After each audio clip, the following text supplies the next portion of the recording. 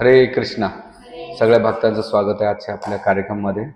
आजचा विषय असणार आहे जीवनात योग्य निर्णय कसे घ्यावे किंवा आयुष्याचा निर्णय कोणाचा असतो, ह्या दोन विषयावर आपण चर्चा करूया. मी काही दिवसापूर्वी भोळेपूरला त्यांना भेटण्यासाठी गेलो, तेव्हा गोसाईपूरून एक प्रसंग सांगितला होता फ्लाईटचा. आणि त्या फ्लाईटचा जेव्हा प्रसंग ऐकल्यानंतर मला असं वाटलं की याच्यावर आपण काहीतरी तयारी करूया. प्रसंग असा होता की 15 जानेवारी 1900 याच्यामध्ये 2005 मध्ये घटना घडली. 2005 मध्ये की एक अमेरिकेतून नाही का, ज्याच्या सिटीचं नाव आहे शार्लट, म्हणजे न्यूयॉर्कच्या शार्लट ह्या सिटीतून निघालं ते सिॲटलसाठी एक विमान निघालं. आणि जसं टेकअप घेतल्यानंतर 15-20 मिनिटानंतर टेकअप घेतल्यानंतर तिथं पक्ष्याचा थवा येत असतो. आणि तो पक्ष्याचा थवा येत असताना दोन्ही साईडला त्याच्या इंजिनला ते पक्षी धडकले आणि प्राय त्यांचं इंजिन डॅमेज झालं. आणि डॅमेज झाल्यानंतर त्यांनी जे कंट्रोल रूम आहे त्याला सांगितलं की बुवा आता डॅमेज झालेलं आहे आणि याला नाही का लँडिंग करावं लागेल. ते म्हणले की जवळच कोणतं तरी एअरपोर्ट आहे, त्या एअरपोर्टवर तुम्ही नाही का लँडिंग करा. त्यावेळेस जे त्यांना कॉन्टॅक्ट करायचे, त्यांना माहिती द्यायचे, त्यावेळेस हे जे दोन होते सुलीन बर्गर आणि जेफ्री स्कॉयल, हे विचारित पडले की अरे आता एवढा वेळ नाही की तोपर्यंत आपण तिथपर्यंत पोहोचू. आणि बऱ्याच वेळा मग गायडन्स घेतल्यानंतर 10-15 मिनिटं सुद्धा हे विमान राहू शकत नाही, ब्लास्ट होऊ शकेल एवढी याची अवस्था खराब आहे. तर त्यावेळेस हा जो सुलेन बर्गर आणि जेफ्री यांनी एक निर्णय घेतला की त्यांनी सगळं कॉन्टॅक्ट बंद केलं, जे त्यांना गायडन्स करायचे ते बंद केलं. आणि मग त्याने टायमावर डिसिजन घेतलं. एकतर ते म्हणले की ऍक्सिडेंट तर होणारच आहे आणि याच्यात कोणी वाचणार नाही, तिथपर्यंत जाऊ शकणार नाही.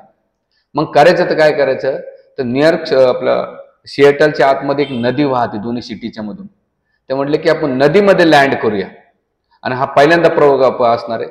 आणि जर व्यवस्थित लँड करेन की दोन्ही साईडला बिल्डिंग आहेत आणि एवढ्या हाईटच्या, जेवढ्या हाईटला ते विमान उडत होतं, आता ते एकदम खाली खाली आल्यानंतर हे कोण्याही बिल्डिंगला धडकणार आणि त्याच्यामध्ये सगळे लोक मारणार. मग पर्याय काय, रस्त्यावर तो करू शकत नाही, रस्त्याने वाहनं पण भरपूर आहेत. मग आपण पाण्यामध्ये त्या नदीमध्ये उतरू, असं त्यांनी डिसिजन घेतलं. आणि त्यांनी मनाला पूर्ण ठाम केलं आणि त्यांचं ते डिसिजन, जसं ती फ्लाईट पाण्यामध्ये ज्या नदीमध्ये लँडिंग केली आणि सेफ लँडिंग केल्यानंतर तिथे 150-155 जे प्रवासी होते ते वाचल्यानंतर त्याच्यामध्ये 100 जे प्रवासी होते ते किरकोळ जखमी झाले, असं काही परिपूर्ण जखमी झाले. आणि ह्या लँडिंग नंतर तो विमानाचा जो वैमानिक होता, पायलट होता, तो एवढा फेमस झाला, एवढा हिरो झाला की त्यावेळेस तो फेमस झाला. झाल्यानंतर त्याने त्या टायमाला कोणाचं याचं त्याचं डिसिजन ऐकतं ते मनाला वाटलं आणि त्या टायमाला योग्य वेळी योग्य निर्णय घेतला आणि त्याचा परिणाम काय झाला, खूप चांगला झाला. आणि मग याच्यातून एक शिकायचं की आपण जीवनात भावनेच्या निर्णय घेण्याच्या दोन भावना आहेत. एक बुद्धीच्या बळावर एक कलेच्या आधारावर निर्णय घेतो आणि एक भावनेच्या आधारावर. पण कला आणि भावनेच्या आधारावर जेव्हा आपण निर्णय घेतो तर त्याच्यातून ह्या दोन्ही क्रियातून अंतने नैराश्य आपल्याला जीवनात येते निर्णय घेताना. पण यापेक्षा निर्णय कधी आहे की योग्य वेळी कसे निर्णय घे हे महत्वाचे आहे. निर्णय तर सगळे घेतात, पण राईट टाइमवर राईट डिसिजन निर्णय घेतले त्याचे परिणाम होतात. जसं ज्याला लग्न करायचं असेल, वयात लग्न केलं तर मुलगी बिन आणि मुलगा पण चांगलं भेटतात आणि सगळेच तर होतात. मग नंतर मुलं बाळ पण होतात, शारीरिक, मानसिक, आर्थिक सगळ्याच गोष्टी होतात. पारिवारिक जीवन घेतले, आर्थिक निर्णय घेतले, किंवा आपण ज्या स्थितीत राहतो जिथे योग्य वेळी योग्य निर्णय घेतले की जीवनामध्ये खूप पुढे स्मूथली जातात. आता जर आपण निर्णयाची चाल ढकल केली तर तेच निर्णय तुम्हाला त्याचे परिणाम आपल्याला भोगावे लागतात. म्हणून न घेण्यापेक्षा काहीतरी निर्णय घेतले पाहिजे. म्हणून अर्जुन एका काळात असा होता की तो आपल्या मनाचे वेगवेगळे कारण देतात निर्णय घ्यावा का नाही. पण भगवंत म्हणतात की अर्जुन एका अवस्थेमध्ये कार्पण्य दोष पता स्वभाव, मला काय कळत नाही, चांगलं काय वाईट काय तुम्ही सांगा. आणि मग अशा वेळेस भगवंतांनी सगळं ज्ञान दिल्यानंतर शेवटी अर्जुन काय म्हणतो की वाटेल जे तुम्ही जे सांगाल ते यथाच तसा करू, तुम्ही जे सांगाल ते मी फॉलो करतो. म्हणजे पहिल्यांदा अज्ञानामध्ये होता आणि ज्ञान घेतल्यानंतर ज्ञानाच्या आधारावर त्याने काही सांगितले, भगवंताच्या तत्वज्ञानाच्या आधारावर निर्णय घेतल्या होत्या. तर त्याच प्रकारे आपल्या जीवनात पण नाही का, आपण जेव्हा अज्ञानामध्ये राहत होतो आपण चुकीचे निर्णय घेतो, पण जेव्हा आपल्याला ज्ञानाचा आधार भेटतो, ज्ञानाचा परिपूर्ण अभ्यास करतो, तर त्यावेळेस आपल्याला त्याचे योग्य परिणाम भेटतात. नाहीतर निर्णय नाही घेतले, आज आपण थोडं पोस्टपोन केलं तर त्याचे परिणाम आपल्याला भोगावे लागतात. जसं मेडिसिन्स नाही घेतली, चाल ढकल केली, तर त्याचे दुष्परिणाम काय भोगावे लागते, पुढे आजार वाढतो. पण त्या टायमाला डॉक्टर सांगितलं ह्या टायमापासून ट्रीटमेंट चालू करा, तर त्याचे परिणाम काय होते, चांगले होते. शाळेमध्ये असो, कॉलेजमध्ये असो, किंवा एज्युकेशन आपलं करिअरच्या ठिकाणी असो, तर सगळीकडे तुम्हाला प्रॉपर टायमाला निर्णय घ्यावे लागतात. तर निर्णय 3 स्तरावर असतात. एक बौद्धिक स्तरावर, एक मनाच्या स्तरावर, आणि शास्त्र सांगतंय तिसरा जो स्तर आहे तो आहे एक हृदयाच्या स्तरावर. जे बौद्धिक स्तरावरच्या निर्णय घेतात तो तत्वज्ञानाच्या आधारावर असतो. त्याच्यामध्ये 3 लेअर म्हटले जाते. एक म्हणजे पशु स्तर, बुद्धी तर पशुला असते पण खाण्यापिण्याच्या मध्येच अटकलेला असतात. दुसरा स्तर आहे त्याला म्हणतात की अल्प म्हणजे थोड्याशा गोष्टीसाठी विचार करायचा, त्याचा निर्णय घ्यायचा, मग तो चांगला असो वाईट असो तेवढ्या पुरता तेवढा विचार करणं. आणि तिसरा निर्णय आहे ते उच्चतम निर्णय, की जो भविष्य काळाचा आपल्याला खूप चांगला त्याचा परिणाम आपल्याला देऊ शकतो. आणि अशा वेळेस आपण हे निर्णय घेतले तर त्याचा फायदा आपल्याला लॉंग टाइम होतो. म्हणून शास्त्राच्या सांगतात की 2 स्तरावर तुमचे असतात, एक आत्म्याच्या स्तरावर आणि एक शरीर स्तरावर. शरीर स्तरावर जेव्हा निर्णय घेतात तर त्याचं काही ना काही तेवढ्या पुरतं तेवढं बरं वाटतं, पण जेव्हा त्या गोष्टी काही काळानंतर त्या निर्णयाचा काही फायदा होत नाही. म्हणून इथे शास्त्र सांगतं की जसं दुर्योधनाने शरीर स्तरावर निर्णय घेतला, कोणाला निवडताना भगवान कृष्णाकडे गेले, पण भगवान कृष्णाने पहिली चॉईस कोणाला दिली, अर्जुनाला दिली, आणि दुसरी चॉईस दुर्योधनाला दिली. पण अर्जुनाची चॉईस कोणाला होती, आत्म्याच्या स्तरावर आणि भगवंताला निवडण्याची चॉईस होती. आणि दुर्योधन हा कोणाच्या स्तरावर, भौतिक गोष्टीच्या आधारावर होता. त्यानं थोडा अल्प फायदा पाहिला पण त्याचं शेवटी नुकसान झालं. पण अर्जुनानं काय केलं, ते अल्प फायद्याने लॉंग टाइमचा विचार केला आणि त्याचा परिणाम काय झाला, चांगला झाला. म्हणून आपल्या जीवनात पण दुर्योधन आणि अर्जुन हे असणार आहेत, पण राईट टाइमवर राईट वेळेस आपण जर निर्णय घेतले तर आपल्या समोर पण त्याचे परिणाम आपल्याला भेटतील. म्हणून इथे जे सांगितले जातात, तर आज मी निर्णय कसे घ्यायचे याच्याबद्दल आपल्या शास्त्रामध्ये कितीतरी उदाहरण आहेत महाभारतामध्ये, की कोण्या स्तरावर काय निर्णय घेतले त्याचे परिणाम आपल्याला भोगावे लागतात. म्हणून आज इथे महाभारतात 7 प्रसंग आहेत, ते कोणते निर्णय घेऊ नये आणि ते निर्णय घेतले त्याचे दुष्परिणाम काय होतात. तर त्यावेळेस आपल्यासमोर एक धर्म आहे आणि अधर्म आहे. धर्माचा सहारा घेऊन जर निर्णय घेतले त्याचा फायदा होतो, भले त्या टायमाला लगेच भेटणार नाही पण त्याचा परिणाम चांगला होतो. आणि अधर्माच्या आधारावर जर घेतात तर ते टेम्पररी फायदा होतो पण लॉंग टाइमचं नुकसान होतं. म्हणून इथे पहिला जो निर्णय आहे तो भीतीपोटी घेतलेला निर्णय. आता भीतीपोटी काही लोक खूप भीतीपोटी निर्णय घेतात. जसं उदाहरण दिलं जातं कासव. जे कासव त्याला मजबूत कवच असतंय, पण तेच कासव जेव्हा उलट पडतो, पार्थ एक ठिकाणी बस, इथं वळवळ करू नकोस, तेच कासव जेव्हा उलट पडतंय तर त्याला ते विचलित करून टाकतं, भयभीत करून टाकतंय. पण त्याला सपोर्ट पाहिजे असेल तर त्याला काय केलं पाहिजे, सरळ केलं की त्याला संरक्षण होत आहे. तर त्याच प्रकारे मनुष्य गोंधळून जातो कासवासारखं. त्याची जी स्ट्रॉंग बाजू जर आपली थोडीशी बाजू झाली की मग गोंधळून घेतो. तर अशा वेळेस आपण नाही का जी स्ट्रॉंग बाजू घेऊन जर निर्णय घेतले तर आपल्याला खूप चांगला फायदा होतो. आणि याचं उदाहरण आहे महाभारतामध्ये, की जसं महाभारतामध्ये अश्वत्थामाच्या रक्षणासाठी जेव्हा अश्वत्थामाने द्रौपदीचे 5 पुत्र मारले गेले आणि मारल्यानंतर त्यावेळेस पाहिलं की आता भगवान कृष्ण आणि अर्जुन नाही का याचा पाठलाग करतात. आणि पाठलाग केल्यानंतर प्रायतः एवढं भयंकर रथ चालवतो, रथामध्ये पण रथाचे घोडे थकतात, सारथी थकतो, स्वतः रथ हाकतो. आणि मग एक वेळ येतात की रथ नाही का बाजूला फिरून स्वतः पळतो आणि एवढा भयंकर पळतो, पण भगवान कृष्ण आणि अर्जुन त्याचा पाठलाग करतात. तर त्यावेळेस शेवटी त्याला हे वाटलं की आता कोणतेही पर्याय नाही, तो काय करतो, आपलं ब्रह्मास्त्र काढतो आणि ब्रह्मास्त्र कडून काय करतो, सोडतो. आणि जेव्हा ब्रह्मास्त्र सोडतो तेव्हा मोठी घोडचूक करतो. कशामुळे तो करतो, ब्रह्मास्त्राचा उद्देश काय असतो की त्याने स्वतःच्या भयापोटी ते ब्रह्मास्त्र काढलेलं असतं. पण त्याचा दुष्परिणाम काय असतो, त्याने पांडवाला आणि भगवंताला टार्गेट केलं होतं. आणि म्हणून भीतीपोटी जेव्हा निर्णय घेतात, तर त्याने काय केलं, टेम्पररी विचार केला की माझं रक्षण कसं होईल. पण त्याचे दुष्परिणाम काय झालं की भगवंताने अर्जुनाला सांगून ते ब्रह्मास्त्र त्याला सोडायचं माहित होतं, पण वापस घ्यायचं माहित नव्हतं. म्हणा भगवंत अर्जुनाला म्हणतात एक काम कर, तू ब्रह्मास्त्र सोड ना, दोन्ही वापस घे.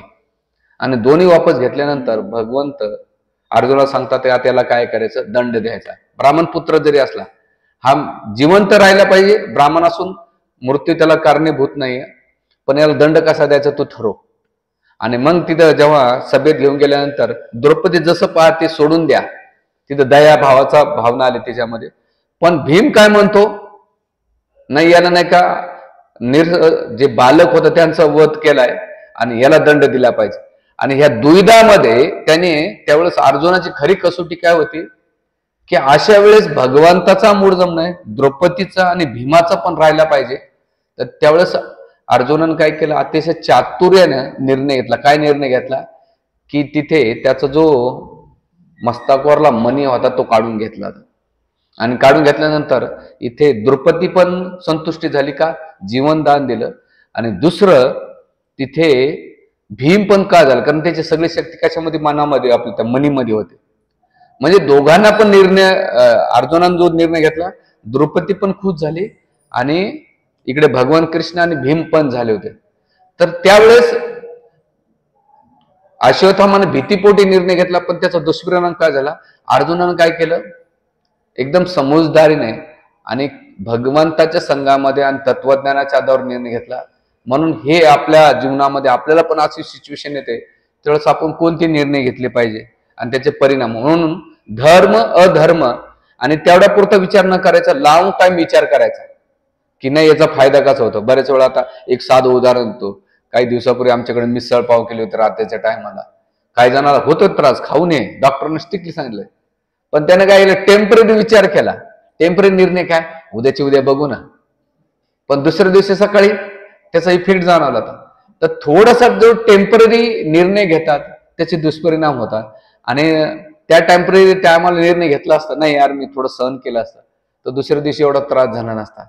म्हणून आपल्या जीवनात कोणत्या टायमाला आपण कोणते निर्णय घेतो त्याचे दुष्परिणाम होऊन, म्हणून हे पहिलं निर्णय आहे. दुसरं स्नेहापोटी, प्रेमापोटी, आसक्ती किंवा प्रेम करणं. याचं उदाहरण काय आहे, जसं तुम्ही खेडेगावात किंवा तुमच्या घरामध्ये खुटीला जर कपडा बांधला, आपला शर्ट तुम्ही लटकवलं असेल आणि लटकवल्यानंतर त्या कपड्याला जर लटकलेल्या कपड्याला तुम्ही जर तुम्ही लटकण्याचा प्रयत्न केला, तर काय होतं, त्या कपड्याच्या चिंध्या होऊन जातात त्या. आणि मग त्या चिंध्या झाले की ते काय होतात, विखुरल्या जातात. तर त्याच प्रकारे इथं ते सांगितलं जातंय की अस्वाभाविक स्नेह काय करतंय, आपण आसक्तीपोटी त्याला खूप प्रेम लावतो आणि त्या आसक्तीपोटी, अस्वाभाविक प्रेमापोटी त्याच्या जीवनात चांगले निर्णय होण्याच्या ऐवजी विखुरल्या जातात. जसं एखादी गाय वासराला अति चाटत असेल ना, अति चाटते, ते जखम करते. त्याच प्रकारे आजकालचे जे माता पिता आहेत ते आपल्या मुलांना काय करतात, विकनेस करून टाकतात. त्यांना रेडीमेड नाही का कपडे देणं, रेडीमेड फूड देणं, दिवसभर त्याच्या मागे घास घेऊन लागणं, त्याला जी पाहिजे ती गोष्ट डिमांड करणं, ए टू झेड गोष्टी त्याच्या डिमांड करतात आणि त्याला प्राय काय करतात, विकनेस करून टाकतात. कारण तुमचं कमाई, त्याला भविष्यामध्ये तुमची 50,000च कमाई आहे, पण त्याला 10,000 कमवायचं पण नसेल, पण त्याला व्यावहारिक नॉलेज नसते. तुम्ही त्याला काय करता, कम्फर्ट झोन मध्ये राहण्याचा प्रयत्न करता. ज्या खुटीला त्याचं संरक्षण होणार होतं, तीच खुटीला आपण जास्त केलं तर चिंध्या होण्याचं, तसं त्याच्या जीवनात काय होतात, चिंध्या करून टाकतात. म्हणून आजकालचे पॅरेंट्स अति स्नेहामुळं मुलं त्यांच्यापायी चांगले होण्याच्या ऐवजी काय होतात, त्यांच्या हातातून निघून चाललेले. आणि याचं महाभारतामध्ये उदाहरण काय आहे की कर्णाचं. कर्ण हा तो कोण होता, सूतपुत्र होता. पण जेव्हा त्याने अर्जुनाला युद्धासाठी किंवा प्रतिस्पर्धा करण्याचा प्रयत्न केला, स्पर्धा करण्याची, तुलना करण्याचा प्रयत्न केला, त्यावेळेस दुर्योधन काय केलं, धावून आला आणि म्हटला की सूतपुत्र जरी असलं तर मी याला अंग देशाचं काय करतो, राज्य देऊन टाकतो. आणि देऊन टाकल्यानंतर हा कर्ण जेव्हा त्याला ज्या खोटीला पकडलं होतं त्याच खोटीला काय करत की दुर्योधनाला नाही का जे चुकीचे निर्णय घेत होता ज्या खुटीला सहारा दिला त्याला तो सपोर्ट करत होता. म्हणून महाभारतामध्ये सगळ्यात जास्त निर्णय जर दुर्योधनाला कोणी दिले असेल तो कर्णाने दिले. कसे दिले की द्रौपदीचं एक असं सभामध्ये बोलवण्याचं सजेशन कोणाचं होतं? कर्णाचं होतं. तिचं वस्त्र हरण करण्याचं काम आपलं कर्णाचं होतं. म्हणजे येऊन अश्वत्थामाला मारण्याचं डिसिजन तुझं कर्णाचं होतं. म्हणजे कर्णाला त्या खुटीने सहारा दिला, पण त्याच खुटीला काय केलं त्यानं? चिंध्या करून टाकल्या. आणि हळूहळू त्याने धर्म काय हे सोडून अधर्माच्या बाजूनं केवळ स्नेहापोटी प्रेमापोटी चुकीच्या गोष्टीला सपोर्ट करीत गेला. आणि त्याचं नुकसान काय झालं? दुर्योधनाला शेवटी मारला गेला आणि कर्ण पण मेलेला आहे. तर त्याच प्रकारे आपल्या जीवनामध्ये की जी मैत्रीची खुटी घट्ट पकडून काय ठेवली जाते स्नेहापोटी, तर त्याला अतिरेक खेचणं खूप कठीण आहे. म्हणून आपण काय केलं पाहिजे? काळानुसार नाही का चुकीचं जर वागत असेल तर त्याला सपोर्ट का करता नाही. हा, चांगली गोष्ट केल्या त्याला सपोर्ट करा, पण स्नेहापोटी प्रेमापोटी जर तो चुकीचं वागत असेल आणि तुम्ही जर त्या गोष्टीला सपोर्ट करीत असेल तर हळूहळू काय होत आहे? त्याचे दुष्परिणाम भोगावे लागतात, जे महाभारतामध्ये होतात. म्हणून स्नेहापोटी निर्णय घेताना आपल्याला हे विचार केला पाहिजे. आणि दुसरं उदाहरण आहे, जर पाहिलं गेलं याच्यामध्ये द्रोणाचार्याचं अति स्नेह होता. जेव्हा एक दिवस अश्वत्थामाला काय करत त्याची आई रोज पिठामध्ये पाणी घालून प्यायला द्यायची. एक दिवस मित्रासोबत गेला आणि मित्राने तिथे त्याच्या वडिलांनी किंवा मित्रांनी दूध प्यायला दिले. तो अश्वत्थामा आला घरी, म्हटलं की आई तू जे दूध देते ते नाही, माझ्या मित्रांनी खरं दूध पाजलं. ते म्हणले अरे बाळा आपण गरीब येत आहेत, तर आपल्याकडे जे पिठात पाणी ओतून तुला दिलं जाते. आणि मग द्रोणाचार्याची आई कोण होती माहिती आहे? कृपाचार्याची बहीण कृपी. ती म्हटली की आपल्या पती द्रोणाचार्य सांगले गायत्री आणा. आणि मग त्याने निर्णय काय कोणाकडे घेतला?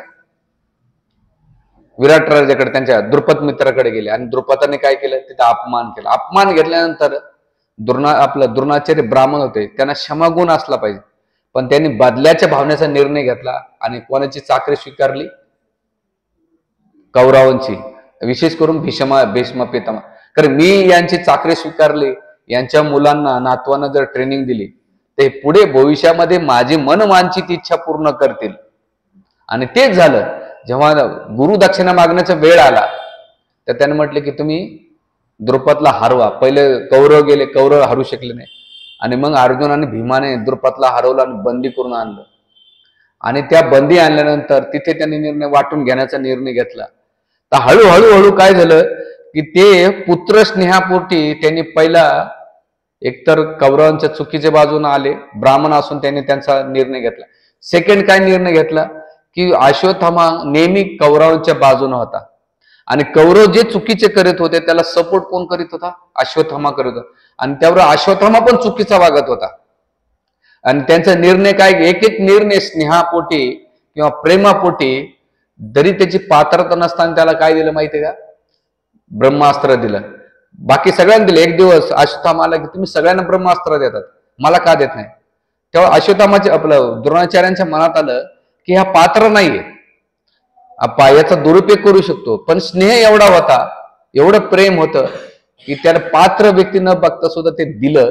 आणि दिल्यानंतर काय झालं? अश्वत्थामानं तेच ब्रह्मास्त्र इथे परीक्षित महाराज पांडवावर सोडलं. या भगवान त्याची कृपा होती म्हणून वाचले गेले होते. म्हणून आपण स्नेहापोटी प्रेमापोटी जेव्हा निर्णय घेतो थोडासा फायदा बघतो, पण त्याचे दुष्परिणाम होतात. आणि म्हणून इथे जे काही निर्णय आहे तो स्नेहापोटी घेतलेला निर्णय. आणखीन तिसरं उदाहरण आहे, जर पाहायला गेलं शृंगीचं, याचं नाही, गायचं जसं चाटून करते तर हे स्नेहापोटी, हा दुसरं उदाहरण. तिसरं आहे शोकापोटी. अतिशोक जेव्हा करतो तर शोकाचं कसं उदाहरण दिलं जातं इथं? जसं तुम्ही कागदावर शाई टाकली आणि ते पुसण्याचा प्रयत्न करतात तर ती शाई काय होते? विखुरल्या जाते किंवा ती काढणं कठीण जाते. तर त्याच प्रकारे जेव्हा आपल्यावर अनियंत्रित मनाचा शोक जर असेल तर सगळ्या मनाला काय करते? ती विचलित करून टाकते, चांगलं काय वाईट काय. आणि शोकापोटी जेव्हा आपण निर्णय घेतो त्याचे दुष्परिणाम अतिशय भयंकर होतात. आणि याचं सुंदर उदाहरण आहे श्रीमद भागवतामध्ये शृंगीला जेव्हा कळालं की माझ्या पित्याच्या गळ्यामध्ये काय झालं, कोणतरी सर्प टाकलाय आणि तिच्यामध्ये त्या सर्पदंश करून तुझ्या वडिलाचा मृत्यू झाला.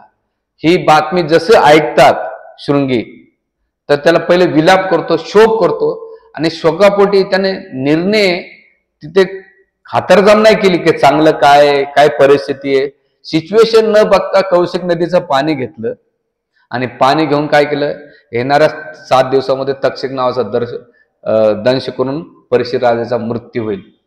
आणि त्याचा परिणाम काय झाला की राज ऋषी भगवंताचे अनन्य भक्त त्यांना शाप देण्यात आला होता. जेव्हा शोकापोटी आपण निर्णय घेतो ना आपल्या जीवनामध्ये, कधी कधी लोक परिवारामध्ये भांडण झाले, रडत असताना आता मी असे निर्णय घेतो तसे घेतो, त्या शोकामध्ये तेवढे निर्णय नाही का आपल्या मनातली जी काही भडास असते का क्रोध असतो ते आपण करतो, पण त्याचे दुष्परिणाम भविष्यामध्ये. आता कालच मला एक मुलीचा SMS आला होता. तिचं लग्न होऊन 3च महिने झाल्यानंतर घरामध्ये सासू काहीतरी बोलली, तर गेल्या 15 दिवसापासून थोडंफार चालत नाना सासू कोणतरी बोललं, थोडं घरातले एक्स्ट्रा कामं लावले, तर गेल्या 3 आठवड्यापेक्षा जास्त ती इकडेच आहे. नवरा म्हटला तू येऊच नको. ही नवऱ्याला फोन करते, सासूला फोन करते, आणि फोन केल्यानंतर ती अजिबात रिसिव्ह करत नाहीत. आणि पोरगी एवढी दिसायला चांगली, इंजिनियर, खूप एज्युकेटेड आहे, परिवार आहे, पण आता त्यांचाही फोन येत नाही. तर ती काय रागाच्या पोटी तिने शोकापोटी निर्णय घेतला. घरात थोडंसं काहीतरी अनबन झालं, पण आता ती समोरची पार्टी तयार नाही, आणि यांचा इगो एवढा मोठा झाला की आता ह्या निर्णयावर आले. 3.5 महिन्याचं बी लग्न नाही, ते म्हणतात की आता आम्हाला राहायचंच नाही. तर माझ्याकडे आल्यानंतर पहिले आले होते की प्रभूजी काय निर्णय घ्यावा. तर म्हटलं बघा, तुम्ही व्यक्ती आणि जागा बदलून तुमचे प्रॉब्लेम सॉल्व्ह होणार नाही. तुम्हाला वाटतं आज मी हा व्यक्ती बदलेन, जागा बदलेन म्हणजे तुमच्या जीवनातले प्रॉब्लेम सॉल्व्ह होतील का? नाही. तुम्हाला स्वतःला कुठेतरी बदलावून तुम्ही शोकापोटी निर्णय घेतले, पण भविष्यामध्ये त्याचे दुष्परिणाम आणखीन भोगायला होतं, जसं शृंगीने केलेलं. म्हणून इथं महाभारतामध्ये जर पाहायला गेलं तर महाभारतामध्ये जे अनियंत्रित मन आहे थेंबासारखं कागदाला काय करतंय, सगळ्या जीवनाला यापून टाकतंय आणि आपल्याला विचलित आहोत. महाभारतामध्ये याचं सुंदर उदाहरण आहे गांधारीचं.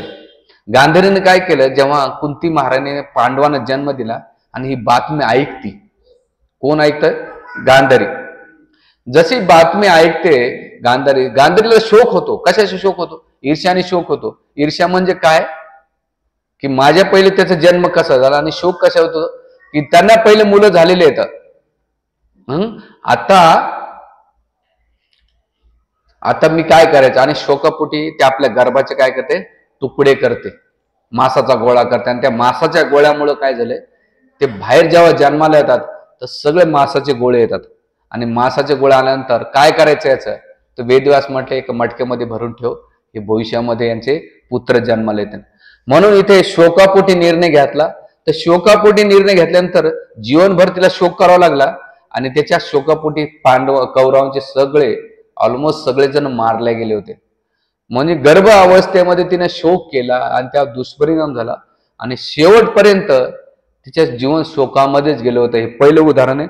आणि दुसरं शोक काय झाला, जेव्हा तिचे 100 पुत्र मारले, तर तिनं कारणीभूत कोणाला धरलं माहितीये का? भगवान कृष्णाला कारणीभूत धरलं. आणि कारणीभूत धरल्यानंतर भगवान कृष्णाला शाप दिला की ज्या प्रकारे आमच्या कौरवांचा कुळाचा नाश झालाय, मी तुम्हाला शाप देते की तुमचा पण यदुवंशाचा कुळाचा नाश होईल. हिने कशापोटी निर्णय घेतला? शोकापोटी निर्णय घेतला, आणि म्हणून याचा दुष्परिणाम भोगावा लागतो. म्हणून शास्त्रामध्ये सांगतात की कधी पण शोकामध्ये निर्णय नाही घ्यायचा, शांत डोक्याने घ्यायचा. तो वेळ निघून गेली रे गेली, मग स्मूथली निर्णय घेणे सोपं होतंय. हे तिसरं उदाहरण. चौथं आहे हर्षित किंवा आनंदी अवस्थेत काही लोक निर्णय घेतात. म्हणजे एकदम असं त्यांना आनंदाचा हे होत. तर असा जो असतो, एखादा विनोद ऐकल्यानंतर, हसू आवरल्यानंतर, किंवा डोळ्यातून पाणी आल्यानंतर, किंवा हसू नियंत्रण बाहेर जेव्हा आपण निर्णय घेतो, तर ते निर्णय पण घातक ठरू शकतात. आणि त्याचा परिणाम काय होतो की हळूहळू मनुष्य काय करतो, जी वास्तविक स्थिती आहे आकाशावर, तो जेव्हा आनंदाच्या भरात जेव्हा निर्णय घेतो तो आकाशात असतो, पण जेव्हा जमिनीवर येतो तर वस्तुस्थिती कळते असते.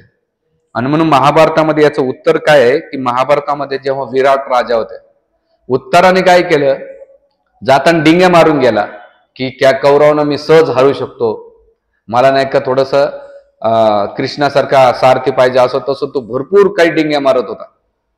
मारत असताना जाऊन तो तिथे जातो आणि बघतो जसं कौरवांना पाहतो याच्या जीवाचं पाणी पाणी होतं, पाळ्या सुटतो आणि अर्जुन पकडतो. पकडल्यानंतर म्हणतो कुठं आहे, मी युद्ध करतो चल. आणि युद्ध केल्यानंतर अर्जुन त्याचं सगळं जिंकल्यानंतर त्याचा श्रेय कोणाला देतो, उत्तर येऊन सांगतो. आणि अर्जुनाला स्ट्रिक्टली सांगितलं होतं की युद्ध कोण जिंकलं, तू.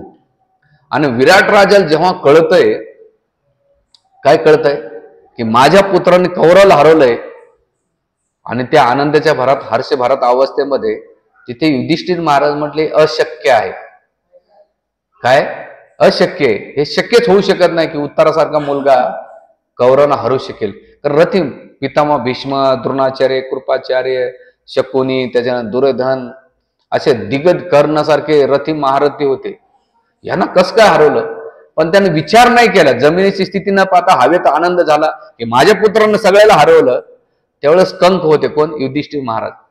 त्याने थोडासा विरोध केला आणि खेळता खेळता त्याने युधिष्ठिर महाराजाचा अपमान केला की तुला माझ्या मुलाची जी आनंदाची वार्ता ती सहन होत नाही, म्हणून आपल्या हातात खेळण्यात चल्लस असतात ना ते फेकून कोणाला मारतात, युधिष्ठिर महाराजाला मारतात. आणि जसं मारलं तर अर्जुनानं प्रतिज्ञा घेतली होती, कोणी युधिष्ठिराचं रक्त जर खाली पडलेलं पाहिलेलं दिसलं की त्याचा मी वध करणार असे. तर त्यावेळेस अर्जुन येणार त्यावेळेस युधिष्ठिर महाराजांनी ते रक्त झाकून पुसून टाकलं. ते म्हटले की जर आता मी हे नाही निर्णय घेतला तर अर्जुन तात्काळ ह्या विराट राजाचा वध करेल आणि आपलं जे गुपित आहे ते उघडं पडेल. पण इथे विराटाने आकाशामध्ये जे आनंदात निर्णय घेतला तर त्यावेळेस वस्तुस्थिती समजावलं असतं तर त्याला दुश्मनीनं भोगायची वेळ आली असती. पण ते युधिष्ठिर महाराजांची करुणा होते, दया होते म्हणून ते वाचले, नाही तर त्याचे दुश्मन आणखी भोगावे लागले असते. म्हणून असं आपल्या जीवनात आनंदाच्या भरात, आणि शास्त्रामध्ये असे कितीतरी उदाहरण आहेत की आनंदाच्या भरात, जसं कैकेयीचे पती दशरथ महाराज, की दशरथ महाराजांनी त्या युद्धामध्ये मदत केली होती कैकेयीने, आणि आनंदाच्या भरात म्हणते तुला जे पाहिजे ते वरदान माग. आणि त्याचं बरेच ते ठीक आहे, तिने आनंदाचं एवढं दिलं, पण ते दोन वरदान भविष्यामध्ये त्या दशरथ महाराजाला घातक ठरले. कोणते दोन वरदान, एक म्हणजे भगवान रामचंद्राला वनवास आणि दुसरं म्हणजे राज्य भारताला दिलं होतं. म्हणून कधी कधी शास्त्र सांगतंय की घरामध्ये जर कोणी आनंदी झालं नवऱ्याने लगेच निर्णय नाही घ्यायचे, नाही त्याचे दुष्परिणाम भोगावं लागतंय की मी तुला सोन्याची नेकलेस करील, आणि उद्या नाही केलं रे केलं तुमचा हारशाचा काय होतो, शोक व्हायला वेळ लागत नाही. म्हणून इथं बायको असो का नवरा असो याला खूप विचारपूर्वक निर्णय घेणं महत्वाचं आहे, हे शास्त्र सांगतंय. म्हणून त्यांनी दुःखाला आमंत्रित केलं होतं. पाचवं आहे चिंतापोटी किंवा जास्त चिंता करणे, त्यापोटी निर्णय घेणे. तुम्ही कोणावर आक्रमण करीत असेल आणि तुम्ही जीवनाचा आक्रांत धावत असेल त्यावेळेस तुमच्या मनात काही खाण्यापिण्याचा विचार येईल का, नाही येणार. पण स्वादिष्ट पदार्थ खाण्याचा आनंद लुटण्यासाठी निरोगी शरीराची आवश्यकता असते, त्याच मागे निर्णय, समाधान, आनंद लुटण्यासाठी निरोगी मनाची आवश्यकता असते. म्हणजे जेव्हा तुम्ही निर्णय घेता, चिंतापोटी निर्णय घेता तर दुश्मन, पण शांत पोटाने निरोगी मनाने जेव्हा निर्णय घेतात त्याचा परिणाम होतो. आणि याचं सुंदर उदाहरण आहे महाभारतामध्ये, जेव्हा पितामह भीष्माने त्यांनी काय प्रतिज्ञा घेतली होती शंतनू महाराजांच्या, की शंतनू महाराजाला ती सत्यवती आवडत होती, आणि गेल्यानंतर सत्यवतीच्या वडिलाकडे गेल्यानंतर सत्यवती जोडील म्हटले तुम्ही तर लग्न करता, माझी मुलगी तर अशीच राहील. तर म्हटले की याचा जो पहिला मुलगा राहील तो काय होईल, तुमचा राज्यकारभारी होईल. तेव्हा शंतनू महाराज म्हटले नाही, माझा पहिला पुत्र आहे देवव्रत म्हणजे पितामह भीष्म, ते असताना मी कसं घेऊ. मग आले ते चिंता करीत होते. काय चिंता करत होते की मन लागत नव्हतं राज्यकारभारामध्ये. आणि ही अवस्था कोणी पाहिली, पितामह भीष्माने पाहिले, देवव्रताने पाहिले. त्यांनी सगळं चौकशी करण्याचा प्रयत्न केला, काही काळ नाही. सार्थला पकडलं आणि सार्थला विचारलं की महाराज का चिंतात आहेत, नेहमी अशा खिन्न अवस्थेत का आहेत. त्यांनी सांगितलं की जी सत्यवती त्यांचं मन आलंय लग्न करायचं पण तुम्ही आठ आहेत. त्यावेळेस पितामह भीष्मदेव गेले आणि सत्यवतीच्या वडिलांना म्हटले मी प्रतिज्ञा घेतो, वचन घेतो, निर्णय घेतो. काय निर्णय घेतला त्याने, की मी लग्न करणार नाही किंवा राज्य घेणार नाही. पहिला निर्णय काय, राज्य घेणार नाही. ते म्हणले ठीक आहे, तू राज्य नाही घेशील पण तुझे मुलं तर सोडणार नाहीत ना. म्हणजे त्याच्या म्हाताऱ्याचं किती आसक्ती होती बघा, नातूपंतूची विचार करत होता. आणि मग तिथे त्यावेळेस ते म्हटले ठीक आहे, मी अजीवन ब्रह्मचारी राहीन, अखंड ब्रह्मचारी राहीन. आणि मग हे घेतल्यानंतर त्यावेळेस सत्यवतीच्या वडिलांनी आज्ञा दिली आणि शंतनू महाराजाचं लग्न केलं. तर पितामह भीष्माने चिंतापोटी, एक तर वडिलाची चिंता, दुसरी काय घेतली प्रतिज्ञा वडिलांकडून, की मी शेवटपर्यंत हे हस्तिनापूरचं जे राज्य आहे त्याचं रक्षण करीन आणि याच्यामध्ये मी कोणाला बांधून राहीन, जी राजगद्दी आहे, राजसिंहासन आहे त्याचं शेवटपर्यंत रक्षण करेन, ही प्रतिज्ञा घेतली. आणि जो त्या गादीवर बसेल, त्या राजसिंहासनावर बसेल, तो कसा ना त्याचं संरक्षण करणं माझं काम आहे. पितामह भीष्माने जे काही निर्णय घेतले ते चिंतापोटी घेतले आणि भविष्यामध्ये त्या गादीच्या एकनिष्ठ असल्या कारणामुळे कौरव त्यांच्या जीवनामध्ये चुकीचं वागत गेले तरी पितामह भीष्माने काय केलं, अजिबात प्रतिकार नाही दिला. पहिलं काय झालं, लहानपणी कौरवाने त्यांना विष पाजण्याचा प्रयत्न केला, त्यावेळेस पितामह भीष्म काही बोलले नाही. दुसरं लाक्षागृहामध्ये जाळण्याचा प्रयत्न केला, त्यावेळेस बी नाही. तिसरं द्रौपदीचं वस्त्र हरण होत होतं, नाही. म्हणजे सगळीकडे माझी राजनिष्ठा ही महत्वाची आहे आणि त्या चिंतापोटी पितामह त्या डिसिजन घेतले आणि त्याचा परिणाम काय झाला की त्याने जर टाइम आउट डिसिजन थांबला असतं त्या सभेमध्ये की चुकीचं वागणं आणि तुम्ही थांबवा, तर त्याचा दुसरं महाभारताचं युद्ध झालं नसतं आणि त्याच्यामध्ये एवढं नारसहार झालं नसता. तर त्याच प्रकारे आपल्या जीवनामध्ये आपण कधी चिंतापोटी निर्णय घेतो, मुलांच्या बाबतीत, परिवाराच्या बाबतीत, समाजाच्या बाबतीत, तर त्यावेळेस आसक्तीमुळे आपण निष्ठ राहतो.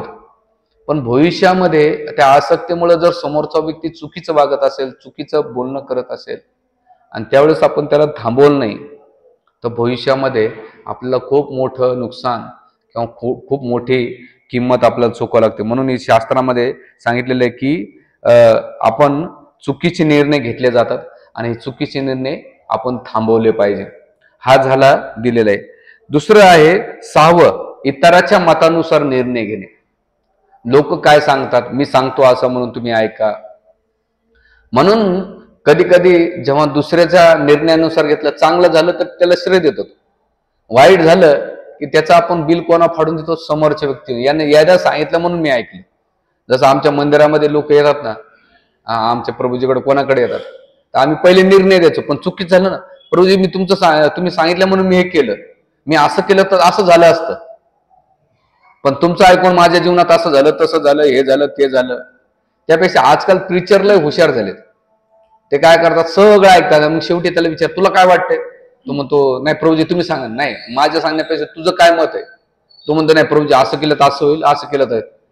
आणि मग त्याची स्ट्रॉंग इच्छा बघायची आणि तो स्ट्रॉंग इच्छा बघितल्यानंतर तुझ्या मनातून काय वाटतंय बरं, तो सांगतो प्रभूजी हे केलं बरं, मग करते. तो म्हणतो लग्न करायचं कर, ब्रह्मचारी राहायचं कर. त्याला हे नाही सांगायचं ब्रह्मचार्याला. तो ब्रह्मचारी झाल्यानंतर मी कास लग्न केलं असतं तर बरं झालं असतं, दिल्ली की लड्डू खायतोय पसतंय, नाही खायतोय पसतंय. अरे ब्रह्मचारी झाल्यानंतर आपण नाही म्हणलं लग्न कर, उद्या लग्न केलं, परंतु तुमच्यामुळे लग्न केलं, मला लचंडात अडकलं, माझी बायको भांडण करते. म्हणजे तुला ब्रह्मचारी बनवलं तरी त्रास आणि लग्न लावून दिले त्रास. भाऊ, मंदिराचा खाजन तुझ्याच बिल पे करायचे काम नाही ना. तुझा निर्णय तू घे. प्रत्येक वेळा आमच्याकडे डिपेंडन्स का राहावं, आणि आम्ही काही एवढे परिपूर्ण नाही की बाबा तुला चांगलं तेवढं सांगू शकेल. मग सांगण्याचा मुद्दा आहे की जेन्युइन असेल. काही लोक काय करतात माहिती आहे का, एकच प्रश्न 4 ठिकाणी विचारतात. एकच प्रश्न, जिथे त्याला फेवरेबल वाटतं तो प्रभूजीले चांगले किंवा ते माताजी चांगले, मग त्याच्या मनानुसार जर कोणी प्रभूजी चांगले तर नाही. त्याला हे कळत नाही की एखादा तुम्हाला कडवट बोलत असेल पण तरी ते तुमच्या फायद्याचं राहील. पण असे म्हणून व्यक्तिगत याच्यामध्ये सांगण्याचा मुद्दा असा आहे की आपण इथे इतराच्या मतातून न घेतला तर इतराच्या हे काय निर्णय, त्यामध्ये आपली विवेक बुद्धीचा विकास करून मतानं समजून घेतला पाहिजे. जेव्हा पहिले एक तर समोरचा कोणी काही सांगतात आपली विवेक बुद्धी लावली पाहिजे. आणि त्याचं मत समजून घेतलं पाहिजे.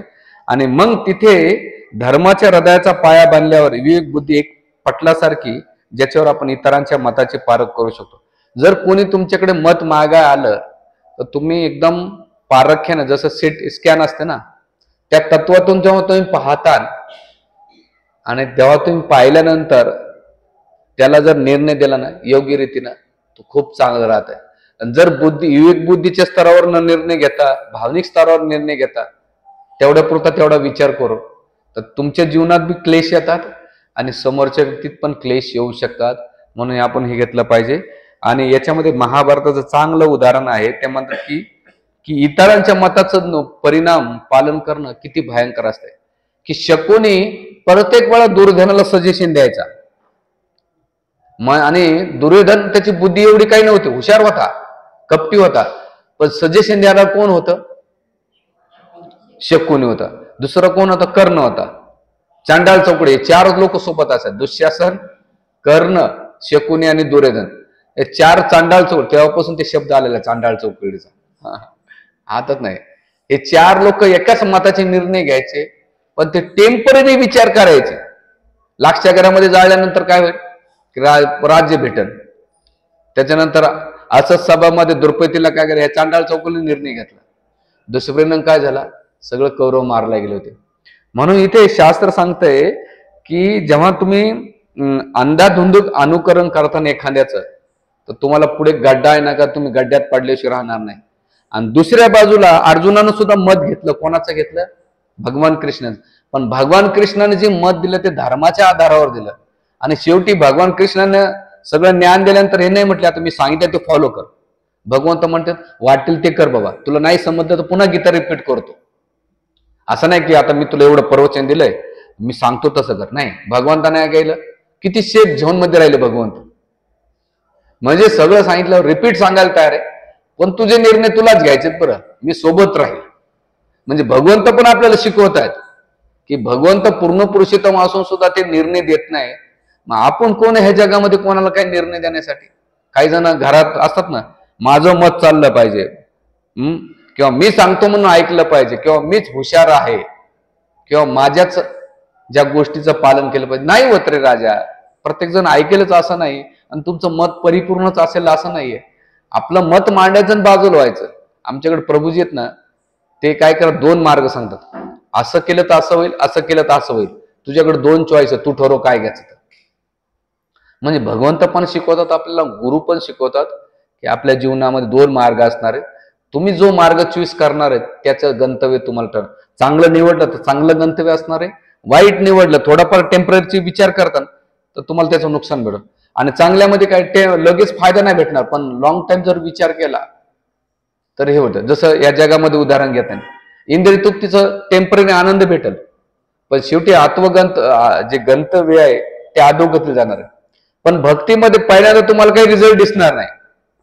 माळा करतायत, ग्रंथ वाचतायत, भगवंताच्या प्रती प्रेम नाही, असं नाही तसं नाही, पण शेवटी एक दिवस याचा आनंद तुम्हाला किंवा भगवंताची प्राप्ती होणार आहे. म्हणून इथे सांगण्याचा मुद्दा असा आहे की धर्मानुसार जर आपण निर्णय घेतले, गुरु साधू शास्त्रानुसार निर्णय घेतले, जे अर्जुनाने काय केलं? कृष्णाचं मत घेतलं, आणि कृष्णानं असं केलं, पारख करून मत दिलं. पहिल्या 2ऱ्या अध्यायापर्यंत जर अभ्यास केला आपण चांगला, तर त्याच्यामध्ये एकच जाणवतं, भगवंत निस्ते ऐकत राहिले. आणि ऐकल्यानंतर अर्जुन जेव्हा शरणागत झालं, कार्पण्य दोषो पहता सोवा पृचाम्य धर्म सुमूढच येता, आता मी मूळ झालोय, चांगलं काय काय कळत नाही, तेव्हा भगवंत सांगायला सुरुवात केलेली. आणि शेवटी सगळे अध्याय सांगितल्यानंतर भगवंत म्हणतात तुला जे वाटेल ते करायचं ते कर. तर हा धर्माच्या भिंगातून विश्लेषण केलं तर फायदा होतो, आणि अंधाधुंद किंवा अधर्माच्या दृष्टिकोनातून पाहतात त्याचं नुकसान होतं. हे 6वं दिलेले. आणि 7वं म्हणतात की इथं याच्यामध्ये 5व्यामध्ये व्यक्तिगत स्वार्थापेक्षा जो परामर्श असतो तो तत्वाच्या आधारावर जेव्हा परामर्श असतो किंवा मत असतं ते अतिशय उपयोगी असते. म्हणून जो व्यक्ती स्वतःच्या व्यक्तिगत स्वार्थावर मतदान, आणि इथे चांगलं उदाहरण कोणाचं माहिती आहे का? शकुनीचं. शकुने का बरं कांधार देश, आजचा कांधार म्हणजे तेव्हापासून दहशतवादी राहत होते बरं ते, आज पण राहतात. म्हणजे तेव्हापासून का राहिला माहितीये, तो कौरवांसोबत का राहिला, त्याचं कारण असं होतं, जेव्हा पितामह भीष्म जे धृतराष्ट्रासाठी मुलगी पाहायला गेले कुठं, गांधारमध्ये, आणि जे गांधारीचे वडील होते, कोण होते माहितीये? गांधार नरेश. ते म्हटले की माझ्या पुतण्याला तू हे दे. ते म्हटले की माझा पुतण्या अंध आहे. त्यावेळेस गांधारीन पट्टी स्वतःहून बांधून घेतली. तर शकुनीनं प्रतिज्ञा घेतली की आंधळ्या राजाला माझी चांगली बहीण देतात. तर त्या दिवसापासून प्रतिज्ञा घेतो की जोपर्यंत कौरवाचा नाश होणार नाही तोपर्यंत मी शांत राहणार नाही. म्हणून गांधार देश सोडून तो कुठे थांबला, बहिणीच्या घरी थांबला. आणि शेवटी सगळ्या कौरवांचा नाश तर केलाच केला, पण स्वतःचा सुद्धा नाश करून घेतला. म्हणजे स्वतःच्या स्वार्थावर आधारित मत जेव्हा मांडतात तेव्हा समाजाचं नुकसान होतंय आणि आपल्या व्यक्तिगत नुकसान होतंय. जसं आपल्या देशाचे एक महात्मा होऊन गेले, त्याने एक सिद्धांत मांडला, अहिंसा धर्म. आणि त्या अहिंसा धर्मामुळे काय झालं, 1947 मध्ये एवढे हिंदू मारले गेले, एवढे हिंदू गेले. तुम्ही अहिंसा तत्व पालन करा, त्याला विरोध नाहीये, पण ते तत्व तुम्ही जेव्हा सामाजिक आणि दुसऱ्या लादण्याचा प्रयत्न करतात ना, त्याचे दुष्परिणाम भोगावे लागतात. म्हणून सिद्धांत, व्यक्तिगत सिद्धांत हे दुसऱ्यावर लादले नाही पाहिजे. जिथं गरजेचं आहे तिथे ते लादले पाहिजे, नाही तर नाही. आणि मग त्याचं व्यक्तिगत नुकसान काय झालं, पुढे भविष्यामध्ये त्यांना पण नाही का हे केलं करण्यात आलं. म्हणून इथे सांगण्याचा मुद्दा असा आहे की इतरांच्या मतानुसार नाही चाललं पाहिजे, तर आपल्याला धर्म, गुरु, साधू, शास्त्र यांच्यानुसार घेतलं पाहिजे. आणि सगळ्यात शेवटी दुर्बलतेपोटी घेतलेले निर्णय. दुर्दैवपोटी निर्णय घेतणे म्हणजे काय की जसं एखादा दुर्बल व्यक्ती असतो, जसं एखादा वृद्ध व्यक्ती असतो, काठी घेतो. काठी घेणं त्याचा सहारा असतो, त्या काठीमुळे त्याला सहानुभूती होती. पण त्या दुर्बल व्यक्तीचा सहारा जो जर ती काठी दुसऱ्याला फटके देत राहिली तर त्याचं नुकसान त्या दुर्बल व्यक्तीला किंवा सहानुभूती व्यक्तीला त्याचे दुष्परिणाम भोगावे लागतात. म्हणून धृतराष्ट्र हा दुर्बल होता, अंध होता, आणि आंधळ्याचा नेहमी तो काय करायचा, सहारा घ्यायचा. आणि त्या आंधळ्या पोटी, त्या सहारा पोटी काय करायचा, सगळ्यांचं नुकसान करीत दिलं, विशेष करून पांडवांचं. पांडवांच्या जीवनात चुकीचे डिसिजन गेलं. म्हणजे इच्छा नसताना आपलं दुर्योधन आणि शकुनीच्या सांगण्यावरून कोणाला बोलवलं, युधिष्ठिर बोलवलं जुगार खेळायला. म्हणजे जी सहारा होता, सहानुभूती भेटवत होते, पण त्याच्या आंधळ्यामुळं दुसऱ्याच्या सांगण्यावरून आणि मग युधिष्ठिर महाराजाला बोलवलं, धूट खेळडा खेळायला लावले, आणि हळूहळू हळूहळू काय झालं, नुकसान होतं. म्हणून शास्त्र सांगतंय की तेव्हा जीवनामध्ये तुम्ही लोकांची सहानुभूती प्राप्त करण्याऐवजी काय औदेशीन्य प्राप्त करतात आणि दुसऱ्यांचे शाप आणि नुकसान करतो. आणि याचं उदाहरण आहे, जर महाभारतामध्ये योग्य निर्णय कसे घ्यावेत हे शिकवले जाते. त्यावेळेस दुर्योधनानं, आपलं धृतराष्ट्रानं त्या अंधाधुंद आपल्या याचा म्हणतात ना दुर्बलतेचा सहारा घेऊन चांगले निर्णय घेतले असते तर भविष्यामध्ये चांगले फायदा झाला असता. पण त्याने काय केलं, त्या दुर्बलतेचा सहारा घेऊन लोकांचं नुकसान केलं. म्हणून इथे चांगलं वाईट, युद्ध किंवा युद्ध करावं की नाही, ह्या पेच प्रसंगासमोर आपल्याला श्रीकृष्णाच्या मतानुसार घेतलं पाहिजे. आणि दुर्बलता, कधी कधी आपली दुर्बलता, आता म्हणतात तुम्ही दुर्बलता काय, कधी कधी आपल्या घरात पण दुर्बलता असते. मुलांच्या प्रती दुर्बलता, पत्नीच्या पोटी दुर्बलता, पतीच्या पोटी किंवा आई वडिलांच्या दुर्बलता, अशी कितीतरी दुर्बलता असते. त्या दुर्बलतेमुळे जर कोणी त्याचं नुकसान होत असेल त्यावेळेस त्या टायमाला थांबवलं पाहिजे. नाही थांबवलं त्याचा दुष्परिणाम भविष्यामध्ये भोगावे लागते. म्हणून असं आपण जीवनामध्ये सांगायचं गेलं तर इथे सगळ्यात महत्वाचं की आत्म्याच्या स्तरावर निर्णय घेताना आपल्या जीवनात कोणाला निवडतात हा महत्वाचा विषय. जसं स्टार्टिंगला मी सांगितलं की जेव्हा अर्जुन गेला भगवंताकडे, तर अर्जुनाने भगवंताला निवडलं आणि जीवनाची डोर कोणाच्या हातात दिलेली, भगवंताची दिली. आणि दुर्योधनाने नारायणी सेनी निवडली, भौतिक इच्छा निवडल्या, त्याचा दुष्परिणाम निवडला. दुसरं उदाहरण आहे रुक्मिणी मातेचं. रुक्मिणी मातेसमोर चॉईस होती, पण तिने कोणाला निवडलं, निर्णय घेतला, भगवान कृष्णाला निवडलं. बाकी सगळ्या समाजाला त्याग केला आणि त्याचा फायदा काय झाला, साक्षात भगवंत तिला भेटले ते. म्हणून आपण पण आपल्या जीवनामध्ये जेव्हा विवेक बुद्धीनं सद्बुद्धी अवस्थेमध्ये विचार करून निर्णय घेतले त्याचे फायदा होतील. आणि सारांशमध्ये ते सांगतात की मनुष्याने योग्य निर्णयाचं कौशल्य ते योग्य वेळी घेतलं पाहिजे. निर्णय तर घ्यायचेच कोणाला, पण योग्य वेळी आणि योग्य टायमाला जर घेतले त्याचा फायदा होतो. म्हणून दुसरं, भीतीपोटी जर अनपेक्षित निर्णय घेतले त्याच्या निर्णय काय उलटतो, हे पहिलं सांगितलेलं. दुसरं काय सांग, अतिस्नेहापोटी जर निर्णय घेतले तर तुम्हाला धर्मापासून दूर जावं लागतंय. म्हणून स्नेहापोटी धर्माचा त्याग न करता कामा नये. तिसरं ते म्हणतात, शोक हे व्यक्तीला आंधळा करतंय आणि त्या आंधळ्या बनवून तर शोकग्रस्त अवस्था घेतली तर त्यामध्ये असंतुलित निर्णय होतात आणि त्याचं दुःखाचं कारण बनतंय. हा तिसरा.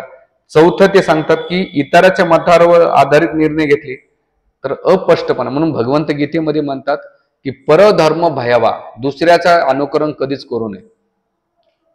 दुसऱ्याचं, भगवंत म्हणतात की दुसऱ्याचं अनुकरण करायचं असेल त्याचं नुकसान भोगावं लागेल.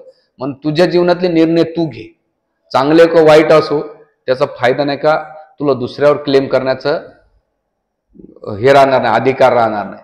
म्हणून भगवंत म्हणतात की तुझे निर्णय घे. आणि सगळ्यात शेवटी म्हणतात की दुर्बलपोटी निर्णय घेतलेली सहानुभूतीची भूक दाखवत असेल पण त्यामुळं त्याचं नुकसान जर दुसऱ्याला होत असेल त्याच्या अवदेशीन होऊन नुकसान होत आहे.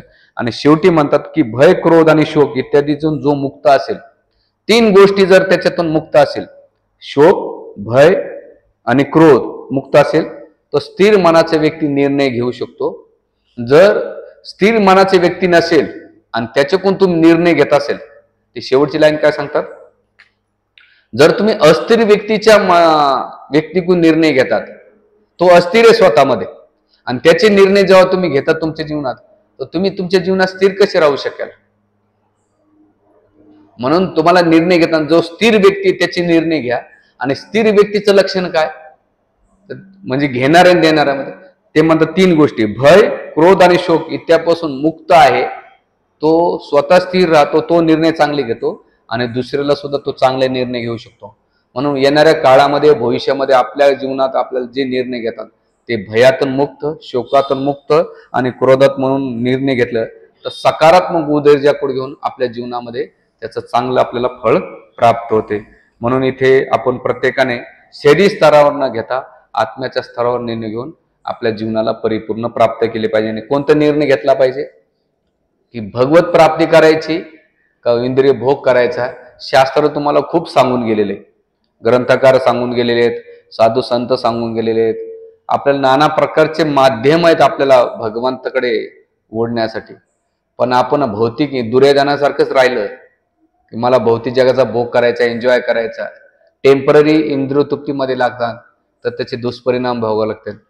पण भगवत भक्तीचा निर्णय घेताना मला प्रामाणिकपणे भक्ती करायची, भगवत प्राप्त करायचे, भले जड जाईल पण त्याचा शेवटचा गोड आनंदाने आणि खूप चांगला होता आहे. निर्णय तुम्हाला घ्यायचा आहे. हरे कृष्णा कृष्णा कृष्णा हरे हरे, हरे राम राम राम.